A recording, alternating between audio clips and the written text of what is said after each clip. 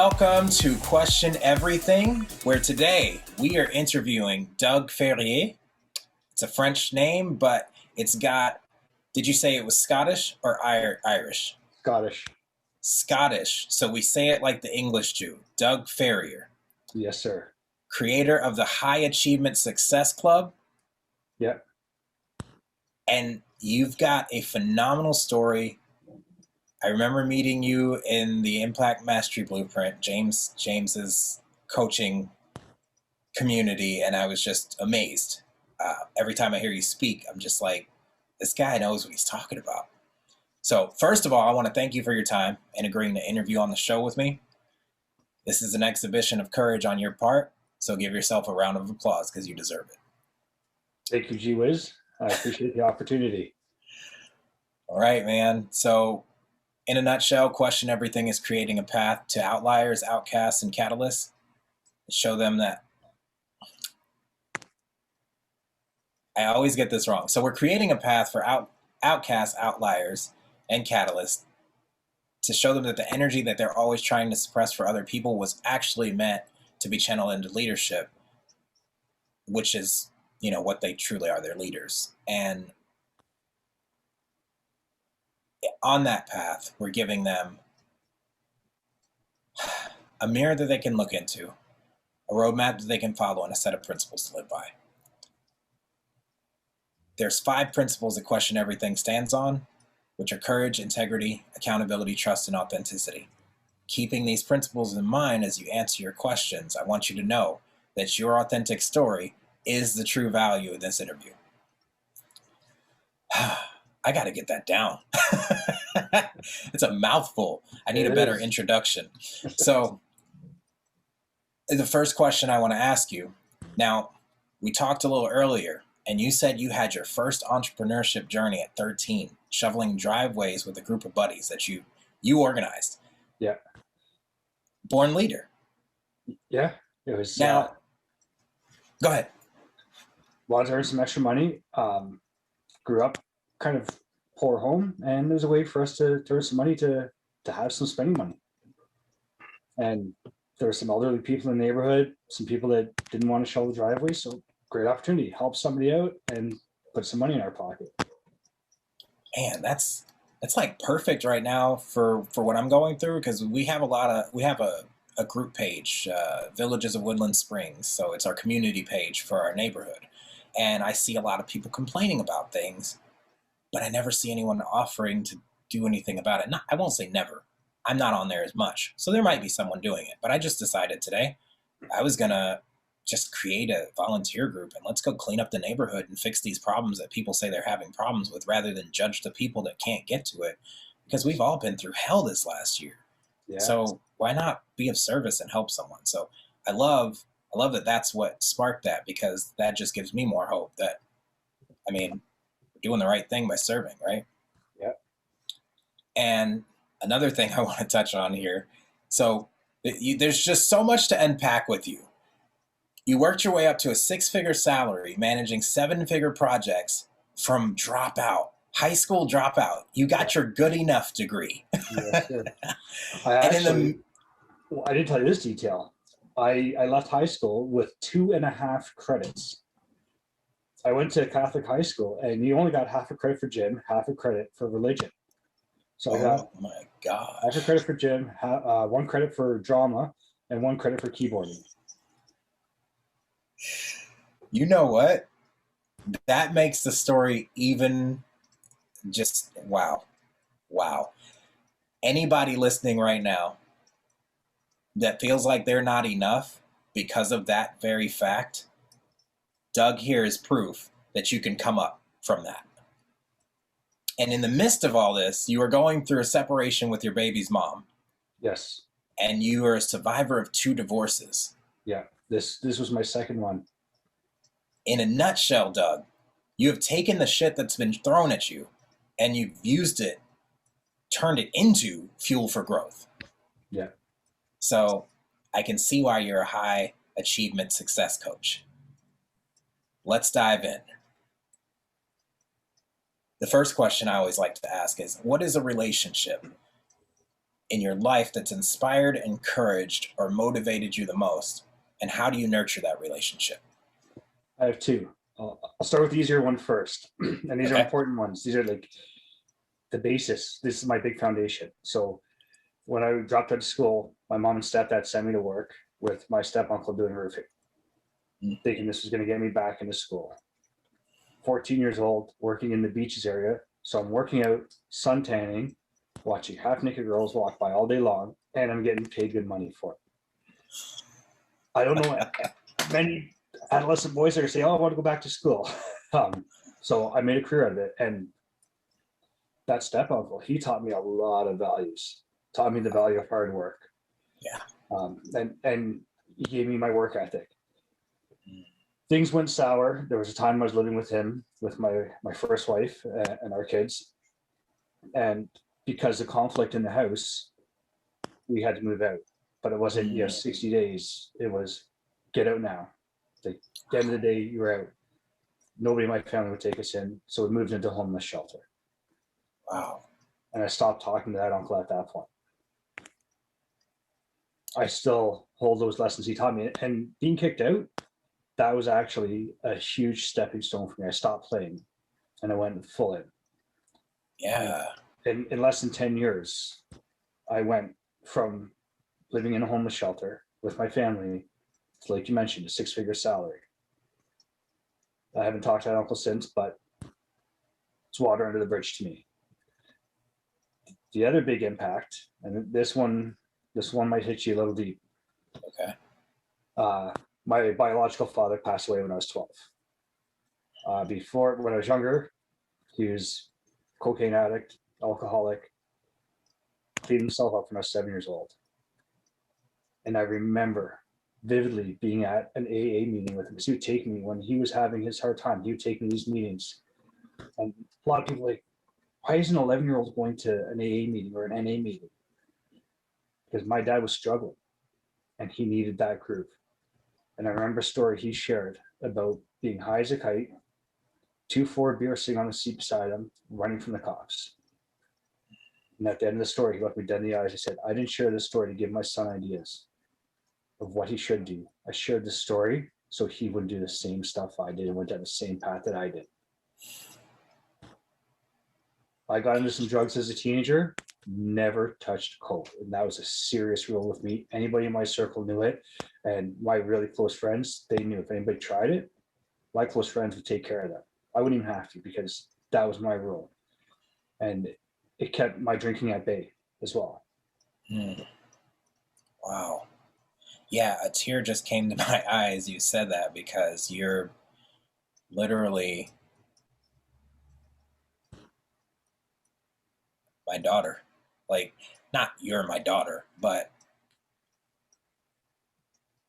I remember taking my kids to AA and NA meetings, and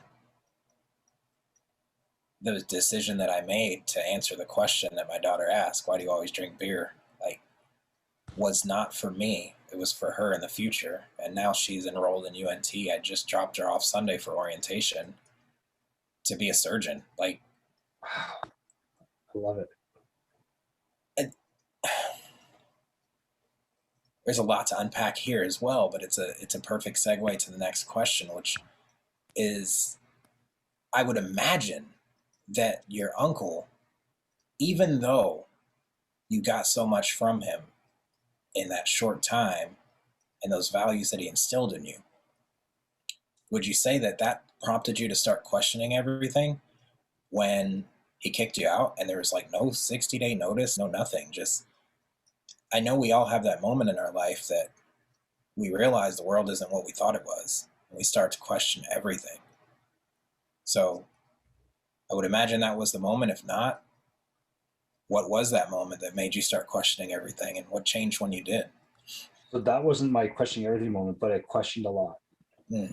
My questioning everything moment came after the separation with my second wife, and the divorce was actually final. I had just quit smoking. I was in another relationship after my ex-wife that just went tits up. It was a bad relationship. We weren't meant to be together. Mm. And she was still trying to be a part of my life. my truck broke down, was having issues. I was working close to her. So I said, can I just come to your house, leave the truck there, get it towed to the mechanic, and you drive me home or to a car rental place so I can get to work the next day? And she said, nope, I'm busy. And in that same time frame, I was working on a 15-story building, and I remember vividly being on the edge of that roof, looking into the parking lot, saying, I wonder if I went, how far could I coast across the parking lot? I didn't want to kill myself, but it sparked that interest. And I was at a point where I didn't care if I lived or died. And when I had that thought of how far across that parking lot could I soar? Could I make it to the other side? Could I land on a car on the other side? Could I go into the backyard over there? Mm. I just looked at myself and said, what the am I doing? What is wrong with me? Like, this is not how I should be living my life. This is not who I am. Right. And that was my moment. And just from then on, it's been a constant path of growth. Man. Yeah, that I mean, we share a lot of similarities as in that I've had that moment too. Maybe not the 15-story building thinking of jumping, but that moment where you just don't even care if you live or die anymore. And I believe that when you stop fearing death is when you can start living. Yeah. Like nothing to prove, nothing to lose, nothing to hide, just authenticity at its greatest. Like I don't even know what to say. Like this is actually catching me off guard. I wasn't expecting. You said it'd be heavy, and I wasn't ready. I'm sorry to hear about your father. I can't imagine how that feels. Mine was not there, and even though he wasn't there and he denied me, it still hurt the way my mom brought me the news in 2007. She's like, in a conversation, as a matter of fact, oh yeah, by the way, your dad died. Wow. Okay. Noted. Um, 3 years ago, I actually found my family on that side, and it helped answer a whole lot of questions, helped get some closure, and I feel like I started flying after that. Like just that closure was what I needed. Um, so, in that moment where you said, "I can't live like this anymore," would you say that that was your aha moment? If not, what was it? That was it. That was it. That was it. Because the thoughts that were going through my head were my kids. I mean, I lost my dad when I was young. My kids didn't deserve that. Yeah, yeah. Wanting to break that cycle because tradition can keep some things going that essentially we don't want to continue. And I feel like the things that hurt the most, the reason they hurt is because it matters. And your kids, now some people that it doesn't affect them. I've known people that have lost their kids and have gone on to use drugs and some overdose, and it never phases them that they had children. But for those of us that do care and that does end up touching us, and I don't know the reasons why. I just know that for some people the kids are a deciding factor in changing, and others it doesn't even cross their mind. Or um, there's so much there. But wow, that's a heavy start, man. So from this to high achievement success coach, do you find it funny, or maybe funny is not the word here? Do you find it surprising to see where you are now with where you came from? Yeah. That was my upbringing. I was taught that was drilled into my head. You have to finish high school. You have to go to college. If you don't at least finish high school, you won't even be able to be a garbage man. The Mm, reality is, this world needs garbage collectors, and a lot of them are happy to do that. So I felt dropping out of school and not finishing high school actually, for a while, felt like a failure, yeah, even though I succeeded. because you had this paradigm that if this, then this. Yeah. And that's just not your reality. No. That's their reality. Yeah. So you seem like the type to have a lot of things going on at once. Yeah. How do you comfortably juggle all of your side endeavors with your day job or whatever it is that's your primary source of income? Do you feel like there's any fear you have to overcome in order to do that? The biggest struggle has been time blocking properly. Mm, The day job has me up very early yeah. and puts me on the road for at least a bare minimum of an hour and a half a day. Wow. So it takes up a lot of my time when I've got to be involved, whether I'm at my computer or just even on my phone working. It's challenging, so it's limited my abilities, and it did spark fears. Fear that I was going to miss opportunities because I wasn't available for the right person at the right time. But then also with a new endeavor, because it's so much different than the previous industry, and there's people that I'm connected with on Facebook where I do my marketing from my previous industry. I had the fear that they're going to judge me, and if I fail, I'm going to be ridiculed. But the reality is, even if I fail, I've done more than 99% of the population out there because I tried. Exactly. And that's beautiful. And so that overcoming that fear, I imagine there had to be a level of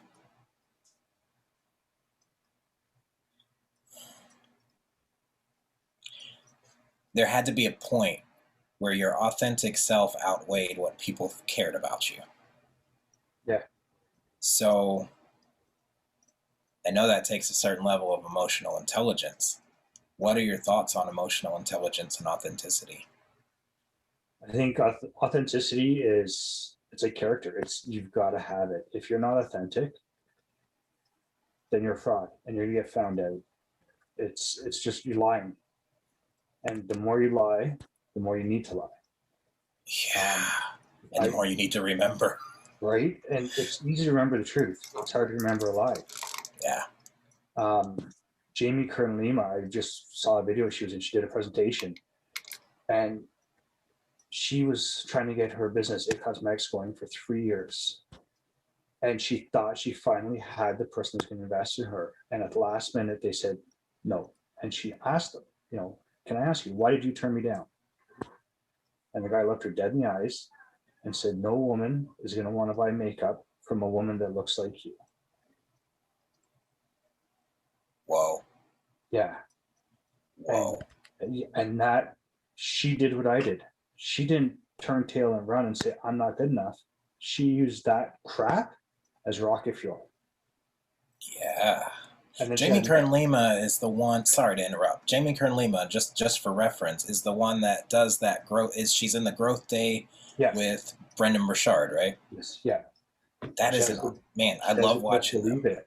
The next step for her, when she had her next possible break, she's going to present at a shopping channel in the States, and she hired a couple of coaches to help her get set up for it. And they all told her, you need to hire a model. You can't go sell yourself. You need to hire a model. Her base was, I'm not selling this to models. I'm selling it to average everyday women. Yeah. She stuck to her authentic self, and she made it. It's proof, man. If you look out there, everybody that's killing it continuously long term, they're being their authentic selves. They're not pretending. They're not having to work. Well, I'm sorry, I interrupted. You said they're being their authentic selves. They're not posing as characters, they're not putting on a show. Gotcha. I was gonna say they don't have to work at it. Like, I mean, ever since embracing exactly who I am and what I have to offer this world, it felt like there's been a giant weight lifted. And man, I will say that people pleasing is a really hard trait to get over, because you want to be liked, you want to be accepted. it's even better when it's by everyone, but the reality is you will never be able to please everyone. Yep. So with that, I have to ask, do you always hit the mark on authenticity, or do you have your off days? I have my off days. I have lots of off days. Me, natural conversation, I've actually found myself quite often, I'm biting my tongue because I swear. It's just who I am. It happens. Yeah. Um, You should hear me off podcast. I try not to, man, but I had made it, I want to say, like 3 years without cussing. And then I was working at Macaroni Grill, and I was venting about a table, and I said, damn. And the hostess went, oh. I was like, what? Did they hear me? And she's like, you cussed. And it was that moment I had realized I had got back with my ex-wife after not being with her for, I want to say it was like 2 years. And I had worked on myself and like cutting out a bunch of bad habits. And I had been back with her for about 6 months. And when she said I cussed, it was that moment that I realized, wow, I let it go. But like you said, it's just part of who we are. And I don't know about you, but I feel like I can trust the people that cuss more because you know that they're not hiding anything. yep. You know what to expect. You know that they're not worried about what you think about them. I mean, I feel like I'm having a revelation right now because I try so hard not to cuss, but everything that's popular, everything that's out there, everything that's in the media, everyone you talk to, it's there. Some stuff is even more vulgar than what we'd even dare to say in public, and people are loving and idolizing these people, and I'm like, I just don't understand why. I find that when people are swearing, and not swearing just for swearing, but just in conversation, it's more often they're passionate. They're swearing when they're passionate. It comes out because of their passion, passion driven. Yeah, yeah, I didn't even think about that because I get excited with stuff, and that's, I get going, and the swearing comes out, and it's, I even have the kids catch me once in a while, like, hey, language. I'm like, shut hey, it. oops. Yeah. So it's funny that we're having a little segue here. I almost want to get rid of my script and just go with the flow with these questions because I feel like there's so much that I could unpack, so much more that I could unpack from your story. But the next question is I believe that we all have a mantra, a quote or a saying that changes our lives forever. Mine was do one thing every day that scares you by Eleanor Roosevelt. It's helped me to face my fear head on and take my life to new heights consistently. I even changed it at some point, was like, if anything scares you, just face it head on so that nothing can stand in your way. And it's worked for me. But here recently, since we're talking, we're on the subject of swearing, we're all adults here, I would notice that I'd open my mouth and, like you said, that programming that happens, like the stuff that you took from your uncle, whether you like who he is or not, or what he did or not, you still have stuff that lives with you inside of you. I bet there's some times where something comes out of your mouth and you're like, that's not me, that's my uncle, right? So I have these moments where my mom comes out of me and I'll be yelling at the kids or yelling in the house, and I catch myself doing it like, this doesn't even really matter to me in the grand scheme of things. I just don't give a fuck about it. Like, really. And so it became something that I would say as I found my mother coming out of my mouth. I would say, but you know what? I don't give a fuck. And I kept doing it until it resonated with me, until it reminded me that, oh, that's not your truth. That's their truth. What is your truth? And I got to the point where when I say in the house, but you know what? The family can finish this sentence. I said all that to say, we all have a mantra, quote, or saying Yeah. that has changed our lives forever. What is yours? I have two. One is from Tony Robbins. I've watched him since his infomercial days. He's a big part of my change, and that is live with passion. Is what? Live with passion. Live with passion. I've actually been watching Tony Robbins almost as long. And I never heard that one. Really? Yeah. He says it quite often. I don't know how I missed that. But hey, when something resonates with you, it resonates with you. Yeah. Watch a video of his. You're going to hear it now. Yeah, I'm not ever going to be able to not hear it. It's pretty much every time he finishes a speech, that's how he finishes it. Is live with passion. When he's done talking, that's one of his sayings. Wow. That's like his tagline. Yeah. So funny you bring him up. I was watching HBO the other day and Shallow Hal came on. And I didn't realize, like, Tony Robbins is one of those people in my life that I've always loved to hear him. I loved his raspy voice. I loved looking up at this man, and always forgot who he was, because at that time in my life, back in his infomercial days and those, I wasn't in tune with self-help and changing and improving. I was in a drug-induced haze.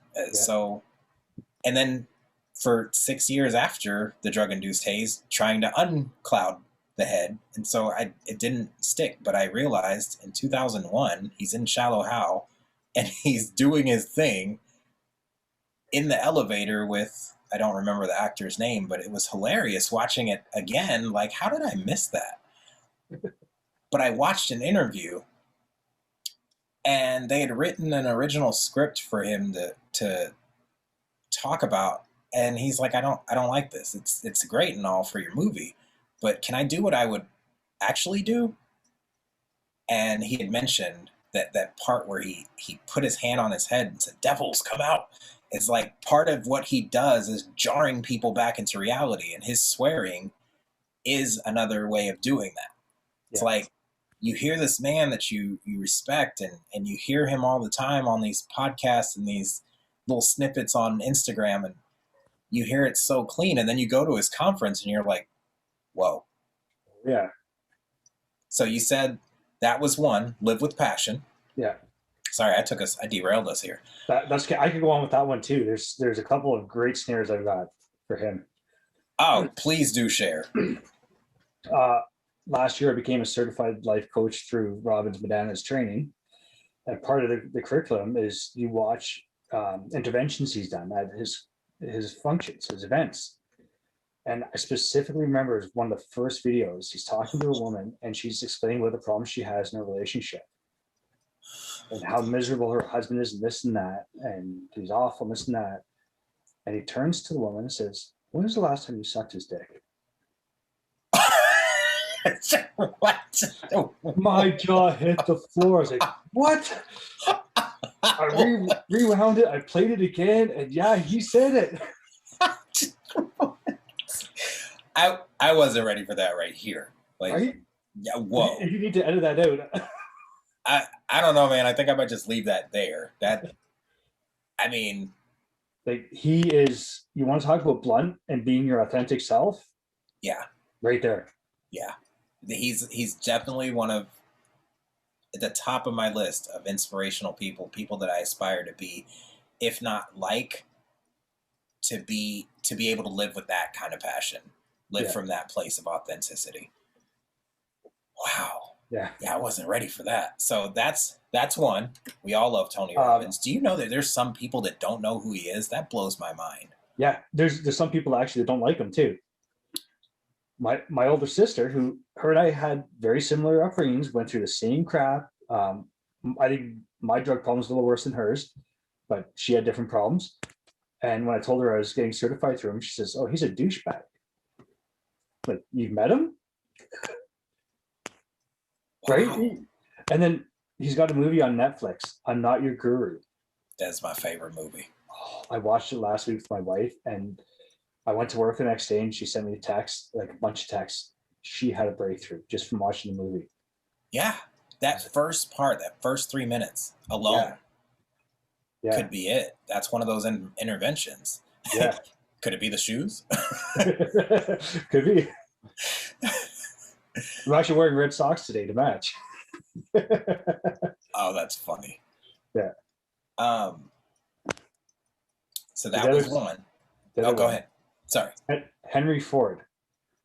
Whether you think you can or you think you can't, either way, you're right.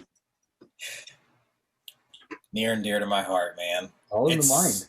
It's so simple. Like, we hold the key to unlock the door that isn't even locked to the self-imposed prison that we put ourselves in our minds. Yeah. The change that we want to see, that's another thing. Like, that quote almost coincides with be the change you want to see in the world. Yeah. I mean, you may not be able to change the outside, but if you change the inside, it makes it more bearable. And by doing that, that alone is inspiring, and someone else will have that breakthrough. Yeah. And you're going to attract like people. And Yeah, if we all do our part, eventually things will get better. If nobody changes, things only get worse. this is so true, man. Wow. I was, yeah, I was not ready. I was not ready. So, being certified by Tony Robbins, how much does, I don't know if I, yeah, how much does that run?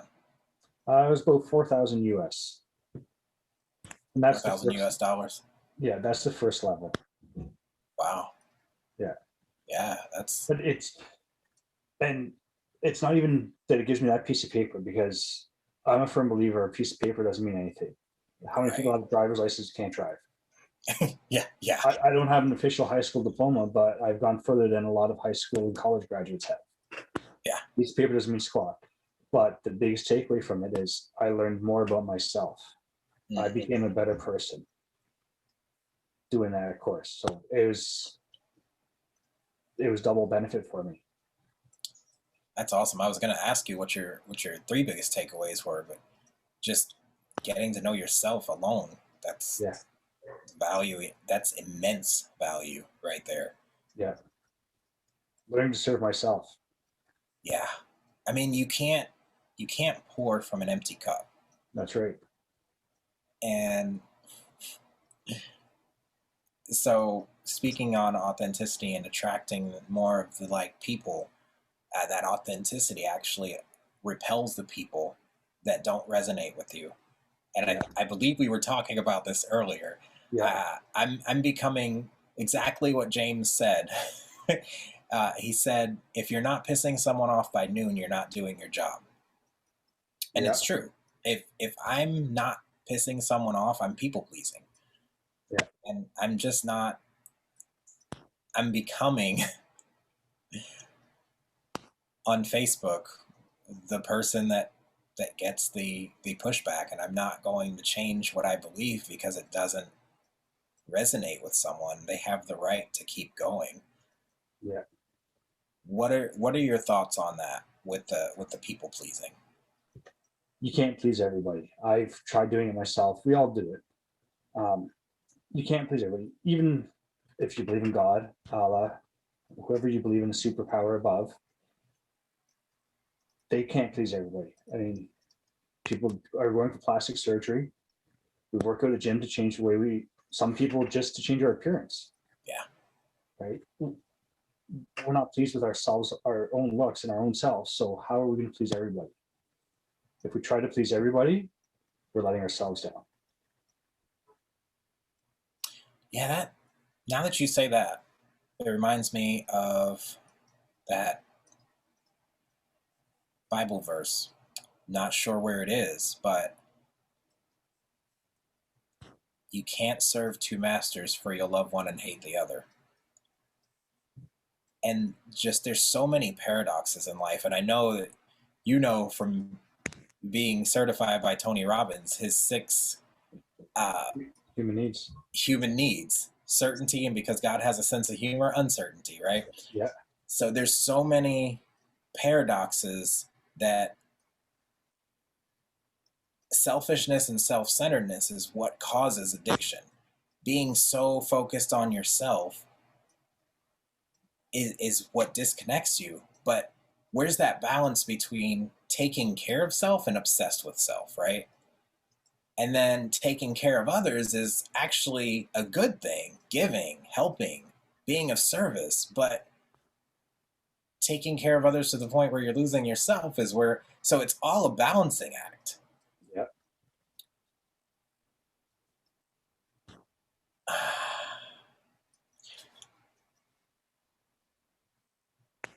I I know you've mentioned two, so live with passion. Whether you think you can or you think you can't, either way, you're right. Yeah. Henry Ford, Tony Robbins, those are great. Thank you for sharing those. Because while we may know them, someone listening to this or watching this, whichever their preference, may not have heard those ever before. And that may help them get a breakthrough. Is there a question, quote, or saying that stuck with you or helped you ever since the first time you heard it besides those two? Yeah. And this is a big one for me. I ask myself this all the time. What is this trying to teach me? Wow. What is this trying to teach me? Yes. What does that do for you? It gives me chills. Like I've got chills throughout my whole body right now. I recall and I reflect back to December 10th, I believe it was last year. I was just driving home, just left work. I had like a kick-ass day on the job site, like to the point where I was questioning if I wanted to stay in the other business or not because we just made so much money that day. Not even 2 minutes from the job site, transport truck hauling gravel. I think it was 40 or 50 tons, runs a red light and T-bones me. Sets off the airbags go down. I open my eyes. Oh fuck, oh fuck, oh fuck, here comes a pole. And I hit the pole after my airbags had gone off. Wow. I wish somebody had to film this because like a beast, I opened that door, pushed it open with my foot because it took that effort to get it open, and I jumped out of the truck. Wow. And I look around, people ask me if I'm okay, and I look, I'm like, has anybody checked on the truck driver? I actually called an ambulance for him. Wow. There was a time in my past where I would have called the ambulance after I made sure he needed an ambulance. But because of my personal growth, it's not me. Yeah. And the adrenaline wore off. I said, what is this lesson trying to teach me? What is the lesson here? What was that lesson? That I need to make the change. I need to share my message to help others. That's powerful, man. That's powerful. And what's changed since you've made that change? What has been the result? More confidence in the path I'm on. I hired a great coach. You might have heard of him. James. I just feel more empowered. I accept even more that life can change. That's any split second. Your life could be over. Yeah. So I live doing for me and for those that I love.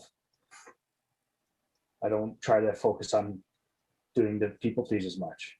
Yeah. I do what speaks to me. That is beautiful. And if you go ahead. It's still scary at times, don't get me wrong. All right. There's a lot of changes, but and when you do for you, and this sounds again so paradoxical, when you do for you, you resonate with the people that either were you or are where you're at. And as iron sharpens iron, so a man sharpens another man. Yeah. By being authentic, you help others grow as you grow. Yeah. Man, this is so powerful. And you said something that made me think too. Well, first of all, if you're listening or watching and you don't know the coach we're talking about our coach, James Hilliard, with the Impact Mastery Blueprint. If you haven't heard of him, check him out. Phenomenal coach. Back to this though. There's that little plug. I'm gonna go ahead and put his Facebook and Instagram link in there. So by far, one of my favorite questions is, what is one question that you think everyone should be asking themselves? And I almost feel like I know what the answer is going to be here, but I'm going to let you say it. There's a couple, but the big one is, what is life trying to teach me? And that's beautiful. Life is happening for you, not to you. Ooh, say that again for the people in the back. Life is happening for you, not to you. Oh, man, I got chills now. It is. Yeah. It's not about you. You know, I had a sponsor back in the day, and I was so worried about what people were thinking about me all the time. So worried. It was bad. It was so bad to the point I was talking with my ex-girlfriend one day, and I was telling her, I said, I really think I need to stop asking people what they think. And immediately I said, what do you think? And she laughed so hard. And I didn't even know why she was laughing. And she's like, do you realize what you just did? No. You asked me what I think after saying you need to stop asking what other people think. So my sponsor had told me, he's like, in a room full of selfish and self-centered people, do you really think that they're thinking about you? And that really opened my eyes. It's like, you would stop caring so much about what others thought if you realize just how seldom they do. Yeah. And it's true. Like, as much as I'm worried or have been or can be worried about what other people are thinking, when I think about it, I'm not ever thinking about people the way I think they're thinking about me. Never. Not even when I'm. Yeah, no, I just don't. It's not a thing. Yeah. So I remember you telling a story about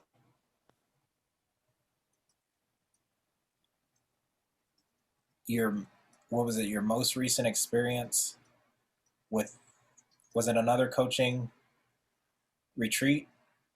Uh, Unleash the Power Within with Unleashed them. Tony Okay. Robbins. Okay.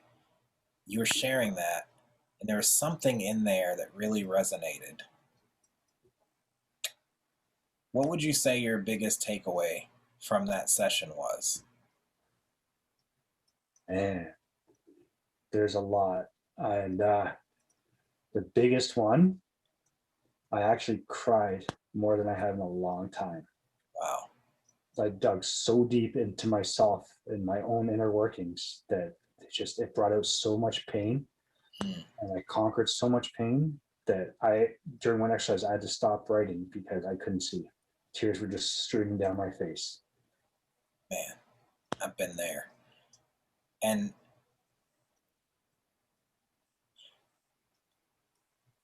so that fear that keeps us trapped in that place where we won't face those things, what was it like digging that deep? Enlightening. Took a weight off my shoulders, made me feel more alive, and honestly made me want to dig deeper. Okay. But it wasn't always like that, right? There was a point where you had to overcome some sort of barrier in order to dig deeper into yourself. Yeah. What do you think had to go for you to be able to dig deeper? Uh, Stubbornness, Mm, um, my ego. My ego was a big one because it was like, no, I'm good. Society raises men to be these big, tough, strong creatures. We can't be weak. We can't show any signs of weakness. Otherwise, the pack is going to attack. and that is such a flawed belief that we all just cling to. Like, yeah. I actually had a revelation the other day. I was writing my name out and trying to rearrange the letters to maybe spell a different name with my name. And as I wrote it out, I saw it plain. The three letters that are in the dead center of my name are ego. And that is the thing that I struggle with the most is the ego, the pride and ego. Yeah. I love that you share that though, that the stubbornness, the ego had to go, because I don't think that people realize that they're standing in their own way, right? The thing we were talking about earlier with the post making people mad, I know that the truth will make you mad before it'll set you free. Yeah. I know better than to respond to these comments Yeah. because I know they're hurting. And I know when people would tell me, about something that was true about myself and I didn't want to hear it. The reason I got mad was not because they told me the truth or they called me out, but now that you've told me about this, I'm not going to be able to stop thinking about it and I won't be able to live the life I was living. Ignorance truly is bliss. Yep. So, and thank you for giving your time today and coming on the show. You're welcome. Thanks for having me. I appreciate it. Yeah, it's been lovely, and I feel like there's going to be another one because there's going to be more growth and there's going to be more for you to tell us about. I do want to leave some space for you though to talk about what it is you do and where it is that people can find you. All right. So I help high achievers, other high achievers who are achieving stuff, but most high achievers, they achieve a goal. It's like, okay, what's next? Hmm. They don't take the time to appreciate it. Hmm. So I focus on helping them appreciate that, as well as a big problem I've had in my career path and many people have had is we're busy, but we're not productive Hmm. Yeah. because we're not planning the days right. And I help with that. Another issue that I've had that I've conquered is being that pissed off prick racing down the highway, trying to get everybody out of my way because I got to get there first. To I'll get there when I get there, and that's I've developed this morning ritual that just keeps getting longer and longer. I'm up to about an hour and a half now. Wow. My morning ritual just, and it brings me so much peace. There's times where I wake up and my head's just racing a mile a minute, and when I'm done my morning routine, I'm calm, I'm focused, and I'm ready to face the day. So I help others get that. Wow, man. I know that a lot of people could use that right there. That you touched on something deep right there. Just that waking up and the thoughts 90 to I know that the racing thoughts, everyone can relate to that at some point, but talk to us a little bit more about that peace that you live from. How does that change? So I know for me, when I'm on the highway and I'm that prick racing down the highway because I got to get there first, the reason I'm so pissed off driving the speed I'm driving is because people aren't driving at my speed. And so if my ego and my stubbornness is in the way, I feel like other people have to rise to where I'm at.